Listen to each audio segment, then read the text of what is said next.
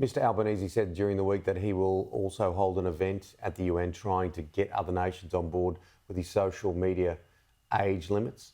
Yep, great thing to do. Australia's leading the world in this. It's still very controversial, and the social media companies, Google and Meta, are fighting back. They're undermining confidence in the Australian policy in Washington.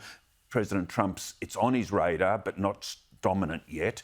But he thinks that could be a trade barrier to American companies. So the more that Prime Minister Albanese in Australia can enlist other countries by educating them and informing us as to what we're doing, the better.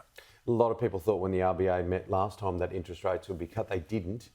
These inflation numbers almost make it a fait accompli. I feel very sceptical about making that statement with any great confidence. I don't blame you, Tim, so I'll make it for you. Okay. Yes, there'll be interest rate cuts when the RBA next meets. It's 100% expectation of the marketplace because both the underlying inflation rate, which is what the RBA takes into account, as well as the headline inflation rate, are well within the 2 to 3% band that the RBA controls inflation. So yes, we'll finally get another interest rate cut. What did you make of the first parliamentary sitting fortnight, and how do you think Susan Lee went? Last time I asked you that question, you thought it's a bit early. I know that you've had a lot to do with her. She's worked for you in previous governments.